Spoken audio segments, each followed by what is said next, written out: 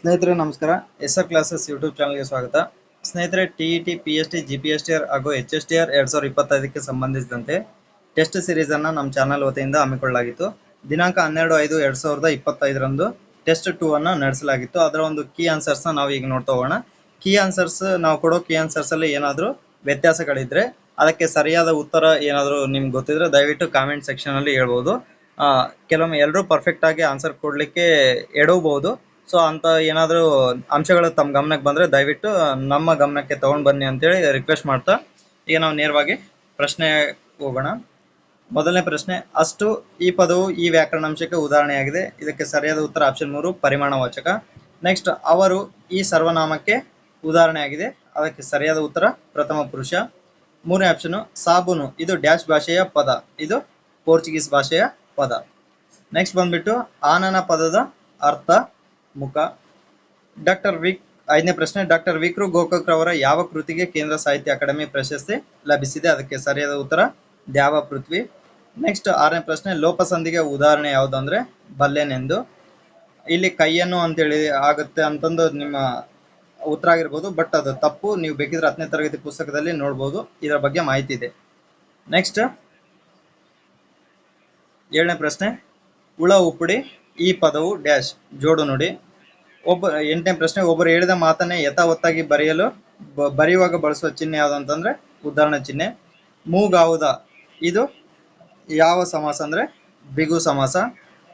Next ಬಂದ್ಬಿಟ್ಟು ಧಾತು ಇದು ಡ್ಯಾಶ್ ಕ್ರಿಯಾಪದದ ಮೂಲ ರೂಪ. ನೆಕ್ಸ್ಟ್ 11ನೇ ಪ್ರಶ್ನೆ, ಶಾಲೆಗೆ ಈ ವಿದ್ಯಾರ್ಥಿಯೊಂದು ರತ್ನ ಈ ವಾಕ್ಯದ ಅಲಂಕಾರ ಯಾವುದು ಅಂದ್ರೆ ರೂಪಕಲಂಕಾರ. ನೆಕ್ಸ್ಟ್ ಚತುರ್ಥಿ ವಿಭಕ್ತಿ ಪ್ರತ್ಯಯದ ಒಂದು ಕಾರಕರ್ತ ಯಾವುದು ಅಂತಂದ್ರೆ ಸಂಪ್ರದಾನ. ನೆರದಲ್ಲಿ ಪದದ ಅರ್ಥ ಸರಿಯಾದ ಉತ್ತರ ರಾಗಿ, ಆಪ್ಷನ್ 3 ರಾಗಿ.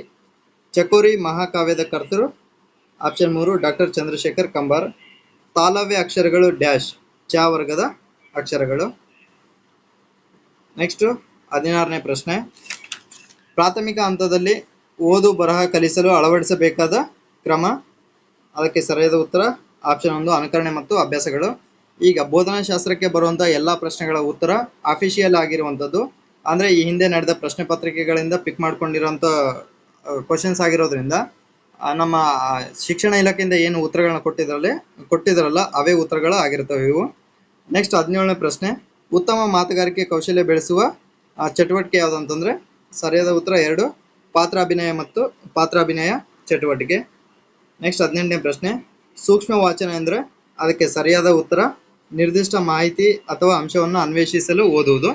ನೆಕ್ಸ್ಟ್ 19ನೇ ಪ್ರಶ್ನೆ, ಅಕ್ಷರ ಮತ್ತು ಪದ ಜೋಡಣೆ ಕಲಿಸುವ ಪ್ರಮುಖ ಸಾಧನ ಕಾಪಿ ಪುಸ್ತಕ ಅಭ್ಯಾಸ. 20ನೇ ಪ್ರಶ್ನೆ, ಇದು ಗದ್ಯ ಬೋಧನೆಯ ಪ್ರಮುಖ ಉದ್ದೇಶ.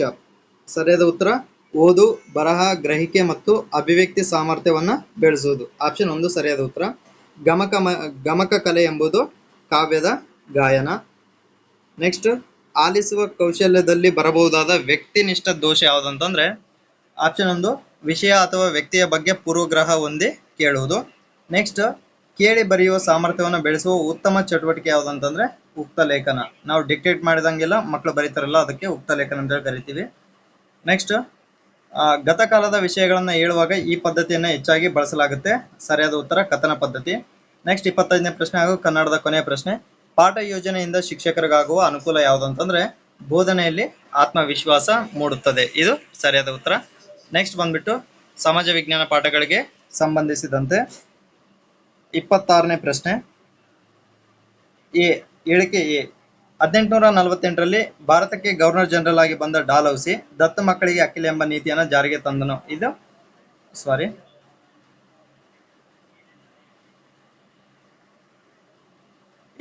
ಸರಿಯಾದ ಹೇಳಿಕೆ.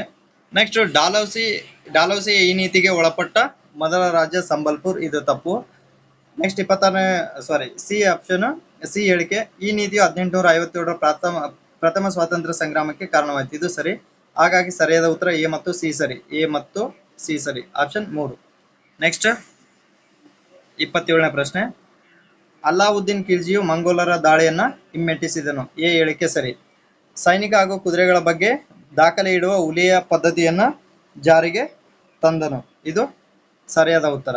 ಸಿ ಹೇಳಿಕೆ ಬಂದ್ಬಿಟ್ಟು ಸೈನಿಕರ ಚಲನವಲನಗಳನ್ನು ನಿಯಂತ್ರಿಸಲು ಸಹನಾ ಇ ಮಂಡಿ ಎಂಬ ಉನ್ನತಾಧಿಕಾರಿಯನ್ನ ನೇಮಕ ಮಾಡಿದನು. ಇದು ತಪ್ಪು. ಅದು ಮಾರುಕಟ್ಟೆಯ ಒಂದು ಮಾರುಕಟ್ಟೆಯ ಮೇಲ್ವಿಚಾರಣೆಗೋಸ್ಕರ ತರ್ತಾನೆ. ಸೊ ಹಾಗಾಗಿ ಇಲ್ಲಿ ಎ ಮತ್ತು ಬಿ ಸರಿ. ಎ ಮತ್ತು ಬಿ ಸರಿ.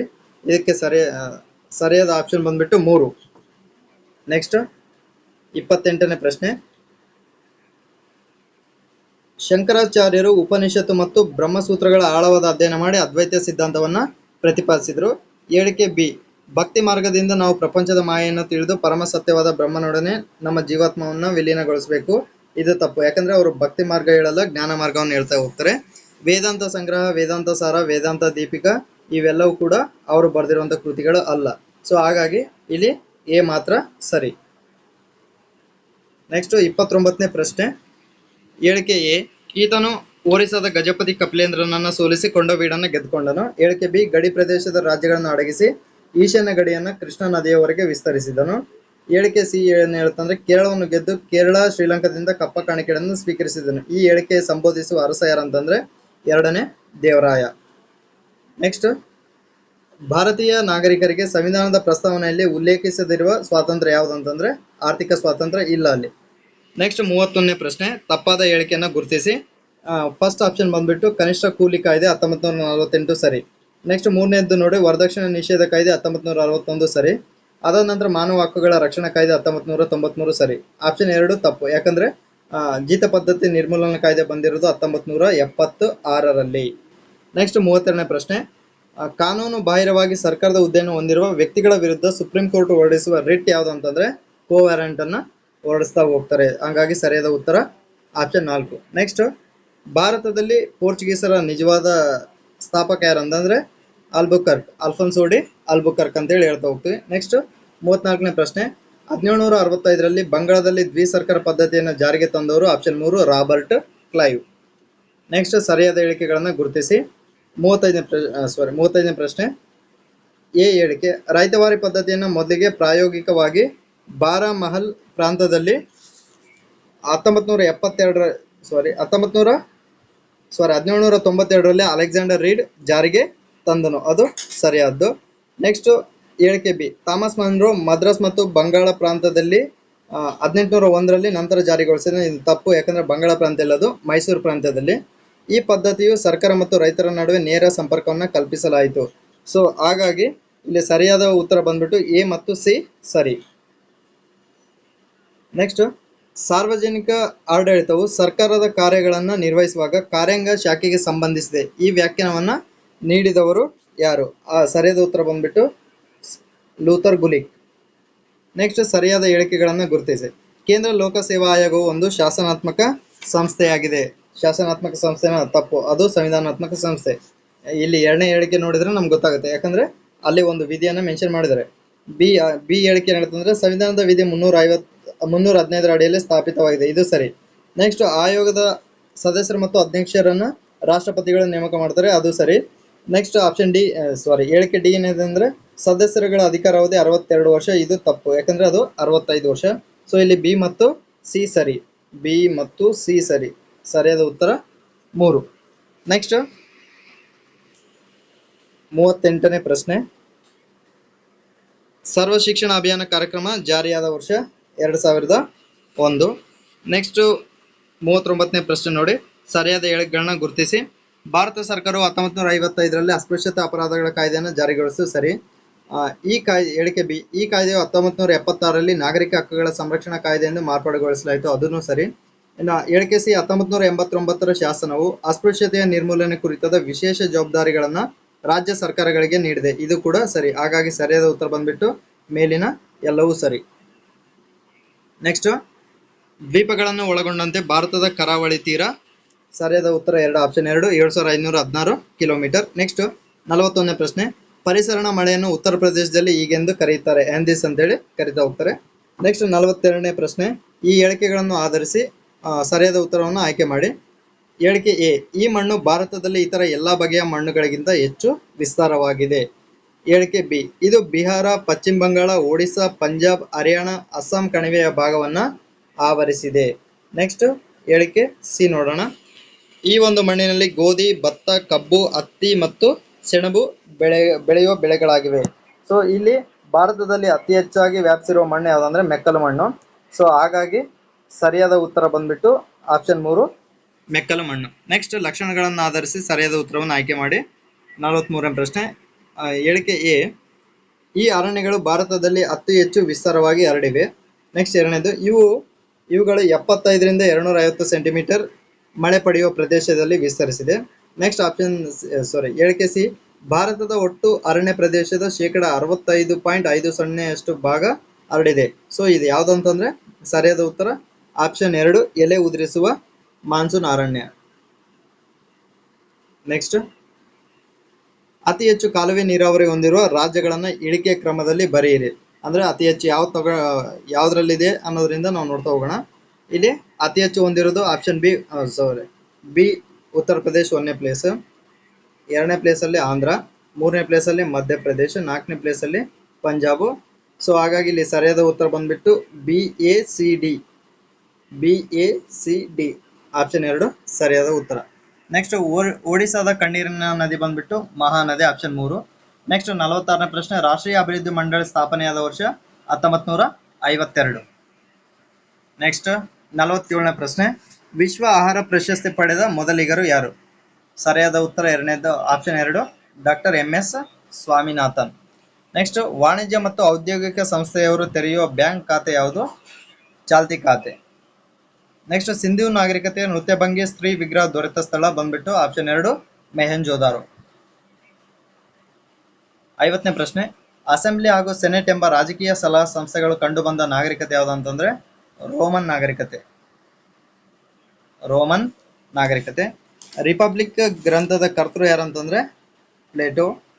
ಕೊಲೆರೋ ಎಂಬ ಲ್ಯಾಟಿನ್ ಭಾಷೆಯ ಪದದ ಅರ್ಥ ಕೃಷಿ ಮಾಡು ಅಂತೇಳಿ ಅರ್ಥ. ನೆಕ್ಸ್ಟ್, ಮ್ಯಾಂಟಲ್ ಮತ್ತು ಕೇಂದ್ರ ಗೋಳವನ್ನ ಬೇರ್ಪಡಿಸುವ ಗಡಿ ಯಾವ್ದಂತಂದ್ರೆ ಗುಟೆನ್ಬರ್ಗ್ ಸೀಮಾ ವಲಯ ಅಂತೇಳಿ ಕರಿತಾ ಹೋಗ್ತೇವೆ. ಇನ್ನು 54ನೇ ಪ್ರಶ್ನೆ, ತಪ್ಪಾದ ಜೋಡಿಯನ್ನ ಗುರುತಿಸಿ ಅಂತೇಳಿ ಇದೆ. ಆಪ್ಷನ್ 1 ಏನಂತಿದೆ ಅಂದ್ರೆ ಮೌಂಟ್ ಕ್ರಕಟೋವಾ ಇಂಡೋನೇಷ್ಯಾದಲ್ಲಿ ಕಂಡು ಬರುತ್ತೆ, ಇದು ಸರಿ. ಮೌಂಟ್ ಕಿಲಿಮಂಜಾರೋ ಎಲ್ಲಿ ಕಂಡು ಬರುತ್ತೆ? ತಾಂಜಾನಿಯಾ, ಇದು ಸರಿ. ಮೌಂಟ್ ಪೀಲಿಯಲ್ಲಿ ಕಂಡು ಬರುತ್ತೆ, ವೆಸ್ಟ್ ಇಂಡೀಸ್, ಇದು ಸರಿ. ಆರ್ಥರ್ ಸೀಟ್ ಅರ್ಜೆಂಟೈನಾದಲ್ಲಿ ಕಂಡು ಬರಲ್ಲ. ಸೊ ಹಾಗಾಗಿ ಅದು ತಪ್ಪು. ಆಪ್ಷನ್ 3 ಈ ಒಂದು ಪ್ರಶ್ನೆಗೆ ಸರಿಯಾದ ಉತ್ತರ. ಓಕೆನಾ? ನೆಕ್ಸ್ಟ್ 55ನೇ ಪ್ರಶ್ನೆ, ಶಿಲಾನಿಚಯ ಭೂ ಸ್ವರೂಪದ ಕರ್ತೃ ಯಾರಂತಂದ್ರೆ ಹಿಮನದಿ. ನೆಕ್ಸ್ಟ್, ವಾಯುಮಂಡಲದ ಅನಿಲಗಳ ಪ್ರಮಾಣವನ್ನ ಏರಿಕೆ ಕ್ರಮದಲ್ಲಿ ಬರೆಯಿರಿ. 56ನೇ ಪ್ರಶ್ನೆ, ಇಲ್ಲಿ ಏರಿಕೆ ಕ್ರಮದಲ್ಲಿ ಅಂದ್ರೆ ಅತಿ ಕಡಿಮೆ ಯಾವ್ದಿದೆ ಅನ್ನೋದ್ರ ಮೇಲೆ ನಾವು ಹೋಗೋದು. ಇಷ್ಟು ಕೊಟ್ಟಿರೋದ್ರಲ್ಲಿ ಅತಿ ಕಡಿಮೆ ಯಾವ್ದು ಅಂತಂದ್ರೆ ಫಸ್ಟ್ ಸಿ, ಓಝೋನು ಕಡಿಮೆ ಇದೆ. ಸೊ ಇಲ್ಲಿ ಸಿ ಯಾವ್ದ್ರಲ್ಲಿದೆ ಫಸ್ಟ್? ಓಕೆ, 4ನೇ ಆಪ್ಷನ್ ನಲ್ಲಿ ಇದೆ. ನೆಕ್ಸ್ಟ್, ಅದರ ನಂತರ ಓಝೋನ್ ನಂತರ ಯಾವ್ದು ಬರುತ್ತೆ? ಇಂಗಾಲ ಡೈಆಕ್ಸೈಡ್ ಬರುತ್ತೆ. ಓಕೆ, ಅದಾದ ನಂತರ ಯಾವ್ದು ಬರುತ್ತೆ? ಆರ್ಗನ್ ಬರುತ್ತೆ, CAB, ಆಮೇಲೆ ಡಿ. ಹೀಗಾಗಿ ಸರಿಯಾದ ಉತ್ತರ ಬಂದ್ಬಿಟ್ಟು ವಾಯುಮಂಡಲದ ಅನಿಲಗಳ ಪ್ರಮಾಣ ಏರಿಕೆ ಕ್ರಮದಲ್ಲಿ ಬರೋದಾದ್ರೆ ಫಸ್ಟ್ ಓಝೋನು, ಅದಾದ ನಂತರ ಇಂಗಾಲ ಡೈಆಕ್ಸೈಡ್, ಅದಾದ ನಂತರ ಆರ್ಗನ್, ಅದಾದ ನಂತರ ಆಕ್ಸಿಜನ್. ಸರಿಯಾದ ಉತ್ತರ ಬಂದ್ಬಿಟ್ಟು ಆಪ್ಷನ್ 4 CABD. ನೆಕ್ಸ್ಟ್, ಸ್ಥಳೀಯ ಮಾರುತ. 57ನೇ ಪ್ರಶ್ನೆ, ಸ್ಥಳೀಯ ಮಾರುತಗಳನ್ನ ಫ್ರಾನ್ಸ್ ನಲ್ಲಿ ಈಗೆನ್ನುವರು ಮಿಸ್ಟಲ್ ಅಂತೇಳಿ ಕರಿತಾ ಹೋಗ್ತಾರೆ. ಪುನಃ ರಫ್ತು ರಾಷ್ಟ್ರಕ್ಕೆ ಉದಾಹರಣೆ ಯಾವುದು? ಸಿಂಗಾಪುರ್. ನೆಕ್ಸ್ಟ್, ಇಲ್ಲಿ ಹೊಂದಿಸಿ ಬರೆಯಿರಿ. ಗುರ್ಜರ ಪ್ರತಿಹಾರರು ಇವರ ಸ್ಥಾಪಕ ಇಲ್ಲೇ ನೋಡ್ತಾ ಹೋಗೋಣ. ಹೇಗೆ ಸರಿಯಾದ ಉತ್ತರ ಹರಿಶ್ಚಂದ್ರ. ನೆಕ್ಸ್ಟ್, ಗಹಡ್ವಾಲರ ಸ್ಥಾಪಕ ಚಂದ್ರದೇವ. ಬಿಗೆ ಸರಿಯಾದ ಆಪ್ಷನ್ 5. ಪಾರಮಾರರ ಸ್ಥಾಪಕ ಉಪೇಂದ್ರ ಕೃಷ್ಣರಾಜ. ಓಕೆ. ನೆಕ್ಸ್ಟ್, ಸೋಳಂಕಿಯರ ಸ್ಥಾಪಕ ಮೂಲರಾಜ. ಸೊ ಇಲ್ಲಿ ಎ ಬಂದ್ಬಿಟ್ಟು 3, ಎಲ್ಲೆಲ್ಲಿದೆ? 2 ಮತ್ತು 4ರಲ್ಲಿದೆ. 2 ಮತ್ತು 4ರಲ್ಲಿದೆ. ಬಿ ಗಹಡ್ವಾಲರು ಬಂದ್ಬಿಟ್ಟು 5ನೇದ್ದು ಎಲ್ಲಿದೆ? ಸೊ ಇಲ್ಲಿ 2ನೇದ್ರಲ್ಲಿದೆ. ಹಾಗಾಗಿ ಸರಿಯಾದ ಉತ್ತರ ಯಾವುದು? ಆಪ್ಷನ್ 2. ನೆಕ್ಸ್ಟ್ 60ನೇ ಪ್ರಶ್ನೆ, ಸರಿಯಾದ ಹೇಳಿಕೆಗಳನ್ನು ಗುರುತಿಸಿ. ಕರ್ನಾಟಕದ ಕರಾವಳಿಯು ದಕ್ಷಿಣದಲ್ಲಿ ಮಂಗಳೂರಿನಿಂದ ಉತ್ತರದಲ್ಲಿ ಕಾರವಾರದವರೆಗೆ 320 ಕಿಲೋಮೀಟರ್ ಹೊಂದಿದೆ, ಅದು ಸರಿ. ಇದರ ಅಗಲ 12ರಿಂದ 64 ಕಿಲೋಮೀಟರ್, ಇದು ಸರಿ. ಉತ್ತರದಲ್ಲಿ ಅಗಲವಾಗಿದ್ದು ದಕ್ಷಿಣದ ಕಡೆಗೆ ಕಿರಿದಾಗುತ್ತಾ ಹೋಗುತ್ತದೆ, ಇದು ತಪ್ಪು. ಯಾಕಂದ್ರೆ ದಕ್ಷಿಣದಲ್ಲಿ ಅಗಲವಾಗಿದ್ದು ಉತ್ತರದಲ್ಲಿ ಕಿರಿದಾಗುತ್ತಾ ಹೋಗುತ್ತೆ, ಇದು ಸೆಂಟೆನ್ಸ್ ಉಲ್ಟಾಗಿತ್ತು, ಸೊ ಅದು ಹಾಗಾಗಿ ತಪ್ಪು. ನೆಕ್ಸ್ಟ್, ಸಮುದ್ರ ಮಟ್ಟದಿಂದ 600 ಮೀಟರ್ ಮೀರುತ್ತದೆ, ಇದು ತಪ್ಪು. ಯಾಕಂದ್ರೆ 200 ಮೀಟರ್ ಮಾತ್ರ ಮೀರುತ್ತದೆ. ಸೊ ಇಲ್ಲಿ ಸರಿಯಾದ ಉತ್ತರ ಎ ಮತ್ತು ಬಿ ಸರಿ. ನೆಕ್ಸ್ಟ್, ಇಲ್ಲಿ ಘಾಟಿಗಳ ಬಗ್ಗೆ ಶಿರಾಡಿ ಘಾಟ್, ಆಗುಂಬೆ ಘಾಟ್, ಚಾರ್ಮುಡಿ ಘಾಟ್ ಮತ್ತು ಹುಲಿಕಲ್ ಘಾಟ್. ಇದಕ್ಕೆ ಸರಿಯಾದ ಉತ್ತರ ಬಂದ್ಬಿಟ್ಟು ಆಪ್ಷನ್ 4. ಶಿರಾಡಿ ಘಾಟ್ ಬಂದ್ಬಿಟ್ಟು ಹಾಸನ, ಸಕಲೇಶ್ಪುರ. ನೆಕ್ಸ್ಟ್, ಆಗುಂಬೆ ಘಾಟ್ ಬಂದ್ಬಿಟ್ಟು ಶಿವಮೊಗ್ಗ, ಉಡುಪಿ. ಚಾರ್ಮುಡಿ ಘಾಟ್ ಬಂದ್ಬಿಟ್ಟು ಮಗಳೂರು, ಚಿಕ್ಕಮಗಳೂರು. ಇದು ಚಾರ್ಮುಡಿ ಅನ್ನೋದ್ರಲ್ಲೇ ಆನ್ಸರ್ ಇದೆ ನೋಡಿ. ಚ ಅಂದ್ರೆ ಚಿಕ್ಕಮಗಳೂರು, ಮೂ ಅಂದ್ರೆ ಮಂಗಳೂರು ಅಥವಾ ಮಂಗಳೂರು ಅಂತ ಹೇಳಿ ತಿಳ್ಕೊಬಹುದು. ಹುಲಿಕಲ್ ಘಾಟ್ ಬಂದ್ಬಿಟ್ಟು ಹಾಸನ ಮತ್ತು ಸಕಲೇಶ್ಪುರ. ಇದಕ್ಕೆ ಸರಿಯಾದ ಉತ್ತರ ಆಪ್ಷನ್ 4. ನೆಕ್ಸ್ಟ್, 62ನೇ ಪ್ರಶ್ನೆ. ಹೇಳಿಕೆಗಳನ್ನು ಆಧರಿಸಿ ಸರಿಯಾದ ಉತ್ತರವನ್ನು ಆಯ್ಕೆ ಮಾಡಿ. ಹೇಳಿಕೆ ಎ, ಇದು ಬಸಾಲ್ಟ್ ಶಿಲೆಯ ಶಿಥಿಲೀಕರಣದಿಂದಾಗಿದೆ. ಈ ಒಂದು ಸೆಂಟೆನ್ಸ್, ಇದೊಂದೇ ಹೇಳಿಕೆಯಿಂದ ನಾವು ಯಾವ ಮಣ್ಣು ಅಂತೇಳಿ ಕಂಡುಹಿಡಿಬಹುದು. ಯಾಕಂದ್ರೆ ಬಸಾಲ್ಟ್ ಶಿಲೆಯಿಂದ ಆಗುವಂತ ಮಣ್ಣು ಯಾವುದು? ಕಪ್ಪು ಮಣ್ಣು. ನೆಕ್ಸ್ಟ್, ಹೇಳಿಕೆ 2 ಯಾವ್ದು ನೋಡ್ರಿ? ಹೆಚ್ಚು ಮೆಗ್ನೀಷಿಯಂ, ಅಲ್ಯೂಮಿನಿಯಂ ಮತ್ತು ಕಬ್ಬಿಣದ ಆಕ್ಸೈಡ್ಗಳು ಇರುತ್ತದೆ. ಹೇಳಿಕೆ 3, ಈ ಮಣ್ಣು ಉತ್ತರ ಕರ್ನಾಟಕದ ಜಿಲ್ಲೆಗಳಲ್ಲಿ, ಉತ್ತರ ಕರ್ನಾಟಕದಲ್ಲಿ ಅತಿ ಹೆಚ್ಚು ವ್ಯಾಪಿಸಿರೋದು ಯಾವುದು? ಕಪ್ಪು ಮಣ್ಣು ಅಂತೇಳಿ ಕರಿತಾ ಹೋಗ್ತೀವಿ. ಯಾಕಂದ್ರೆ ದಕ್ಕನ್ ಪ್ರಸ್ಥಭೂಮಿ ಅಂತೇಳಿ ಉತ್ತರ ಕರ್ನಾಟಕವನ್ನ ಕರಿತಾ ಹೋಗ್ತಾರೆ.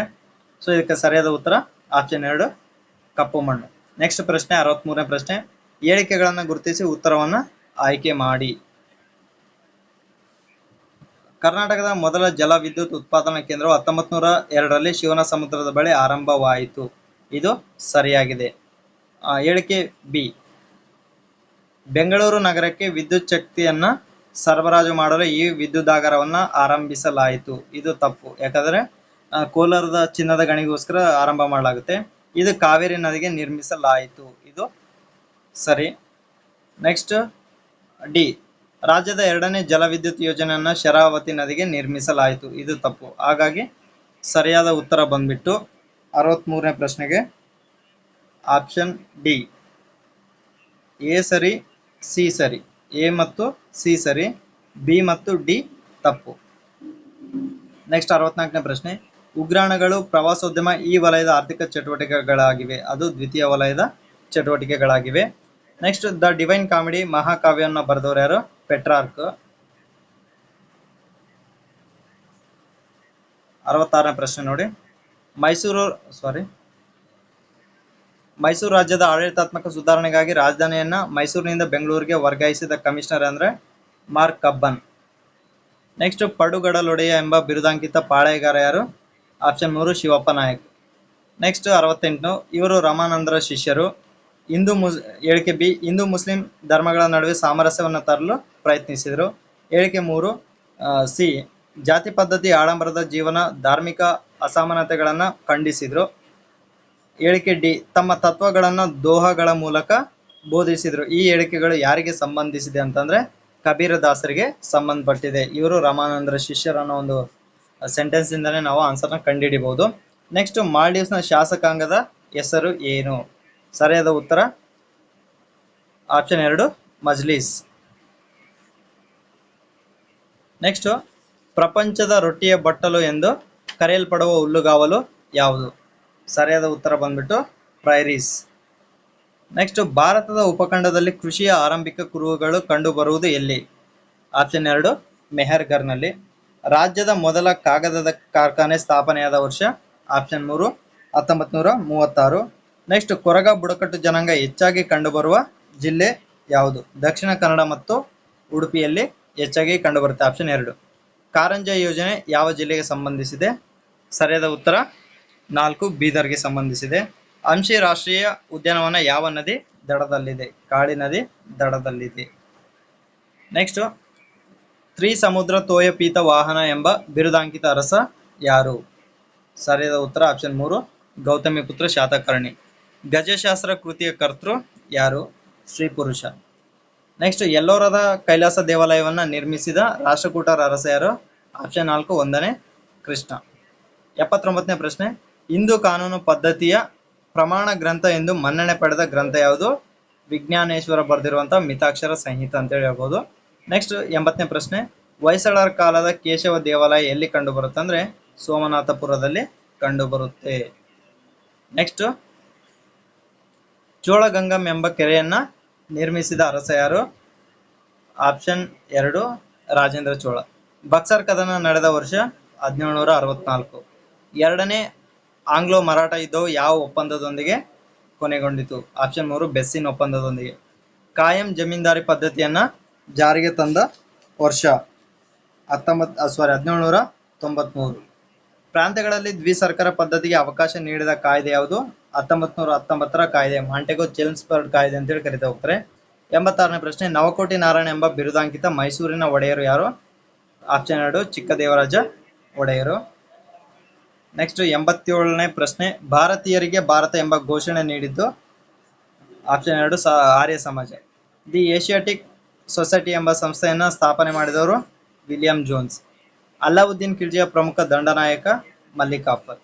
ನೆಕ್ಸ್ಟ್, ಭೂಮಿಯ ಒಟ್ಟು ಭೌಗೋಳಿಕ ಭೂ ಪ್ರದೇಶದಲ್ಲಿ ಭೂಭಾಗ ಆವರಿಸಿರೋದು 149 ದಶಲಕ್ಷ ಚದರ ಕಿಲೋಮೀಟರ್. ಸ್ನೇಹಿತರೆ, ಇಲ್ಲಿಗೆ 90 ಪ್ರಶ್ನೆಗಳ ಕೀ ಉತ್ತರಗಳನ್ನ ನಾನು ಹೇಳಿದ್ದೇನೆ. ಇದರಲ್ಲಿ ಯಾವಾದರೂ ತಪ್ಪುಗಳು ಕಂಡ್ರೆ ದಯವಿಟ್ಟು ನನಗೆ ಆ ಒಂದು ಕೀ ಆನ್ಸರ್ನ ಕಾಮೆಂಟ್ ಸೆಕ್ಷನ್ ಅಲ್ಲಿ ಹಾಕ್ಬಹುದು. ಅದನ್ನ ನಾನು ಮತ್ತೊಂದ್ಸಲ ಪಿನ್ ಮಾಡ್ತೀನಿ. ಆ ಒಂದು ಕೀ ಆನ್ಸರ್ನ ಎಲ್ರಿಗೂ ಗೊತ್ತಾಗ್ತಾ ಹೋಗುತ್ತೆ. ಸೊ ಈ ರೀತಿ ಟೆಸ್ಟ್ಗಳನ್ನ ಅಟೆಂಡ್ ಮಾಡೋದ್ರಿಂದ ಬಹುಶಃ ನಿಮ್ಮ ಒಂದು ಪ್ರಿಪ್ರೇಷನ್ಗೆ ಒಂದಿಷ್ಟು ಅನುಕೂಲ ಆಗ್ಬೋದು ಅನ್ನೋದು ನನ್ನ ಒಂದು ಅಭಿಪ್ರಾಯ. ಯಾವುದೇ ಒಂದು ಟೆಸ್ಟ್ ನಡೆಯುವಂಥ ಸಂದರ್ಭದಲ್ಲಿ ದಯವಿಟ್ಟು ಕೀ ಆನ್ಸರ್ನ ಒಂದು ಕಡೆ ಬರಿತಾ ಹೋಗಿ, ಯಾಕಂದ್ರೆ ನಿಮ್ಮ ಹತ್ರ ಪ್ರಶ್ನೆ ಪತ್ರಿಕೆ ಇರಲ್ಲ. ಸೊ ಆ ಒಂದು ಕಾರಣದಿಂದ ನೀವು ಬರ್ಕೊಂಡ್ರೆ ನಿಮ್ಮ ವೀಕ್ನೆಸ್ ಏನು, ಸ್ಟ್ರೆಂತ್ ಏನು ಅನ್ನೋದು ಗೊತ್ತಾಗುತ್ತೆ. ದಯವಿಟ್ಟು ಈಗೇನಾದರೂ ನೀವು ಎಚ್ಚೆತ್ಕೊಳ್ಳಿಲ್ಲ ಅಂದ್ರೆ ಎಕ್ಸಾಮ್ ಮೂಮೆಂಟ್ ಅಲ್ಲಿ ಬಹಳಷ್ಟು ಒತ್ತಡಕ್ಕೆ ಸಿಲುಕ್ತಾ ಹೋಗ್ತೀರಾ. ಇದೊಂದು ನನ್ನ ರಿಕ್ವೆಸ್ಟ್ ಅಂತ ಹೇಳ್ತಾ ಇಲ್ಲಿಗೆ ಈ ಒಂದು ವಿಡಿಯೋವನ್ನ ಮುಗಿಸ್ತಾ ಹೋಗ್ತೀನಿ. ಮತ್ತೊಂದು ವಿಡಿಯೋದಲ್ಲಿ ಮತ್ತೆ ಸಿಗೋಣ. ಅಲ್ಲಿವರೆಗೂ ಧನ್ಯವಾದಗಳು.